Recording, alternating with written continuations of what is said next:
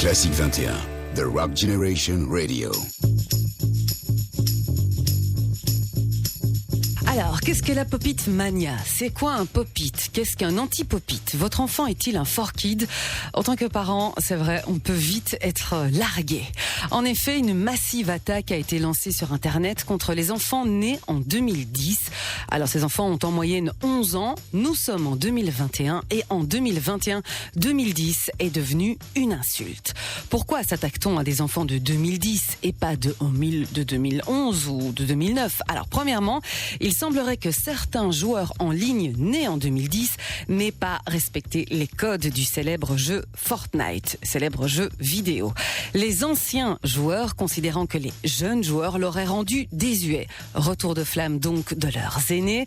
Bon, les aînés qui ont tout de suite 2 ans de plus, et on parle ici d'un conflit de génération. Et cyberharcèlement. À cela, vous ajoutez une chanson. Cette chanson. Moi et ma team, on est dans le game. Ouais. Voilà.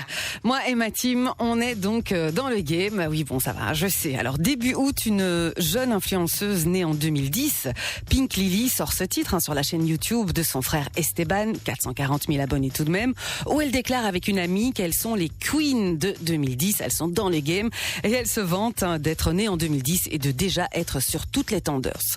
Bref, ce sont des gamines de 10 ans qui se trouvent trop cool. Jusque-là, rien de méchant. Ce titre, Pop-It Mania, déjà, savez-vous ce qu'est un pop-it, Fanny? C'est les machins qui font clac, clac, clac. En Oui, fait, c'est comme voilà. du papier bulle, mais ça s'achète maintenant. C'est ça. Ça se jette plus, ça se garde. Tout à fait. Un truc qui sert à rien, mais qui fait fureur chez les moins de 12 ans. Un brol en silicone, comme vous disiez, coloré, qui imite le papier bulle. Mes enfants aussi adorent. Alors, ce titre, Pop-It Mania, Pop-It Song, a atteint quasiment les 7 millions de vues sur YouTube. Alors, pour vous donner une idée, Les yeux de ma mère d'Arnaud fait 900 000 vues. Donc, 7 millions, c'est pas mal. Le hic, c'est que ce titre a fait un bad buzz. Donc, les 7 millions, c'est pas forcément 7 millions de comptants. Les commentaires ont d'ailleurs été désactivés suite aux milliers d'insultes. Alors les jeunes, ceux de 13-14 ans, quand ils qualifient les 2010, disent que ceux-ci veulent jouer au grand alors qu'ils n'ont que 10 ans et ça, forcément, ça les agace. En fait, les 2008 sont déjà des boomers. Vous savez, les boomers, c'est nous, les c'est vieux. les ringards. Voilà, qui râlons tout le temps. Alors ces gamins de 13 ans se conduisent comme des vrais boomers envers les plus jeunes. Ouais, mais de mon temps, c'était pas comme ça sur Fortnite, c'était mieux avant. Ces disputes de cours de récréation sont amplifiées par les réseaux sociaux. Pas moins de 40 millions de vidéos concernent le hashtag anti-2010. 40 millions de vidéos qui ont été recensées. Donc, détester les 2010, c'est devenu un phénomène de mode. Ces vidéos anti-2010 invitent à s'en prendre clairement aux élèves. Les références à la violence ou aux armes sont récurrentes. Exemple, on a trouvé l'adresse d'un 2010, photo d'une Kalachnikov à l'appui.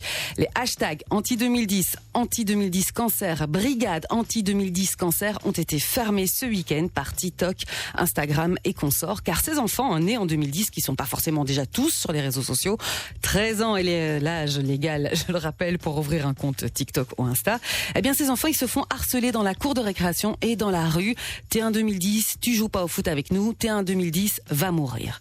Bon alors ici on n'est pas face à un cyberharcèlement personnalisé, donc c'est moins grave, mais se faire traiter de loser dans la rue juste parce que t'as 11 ans, c'est pas franchement cool non plus.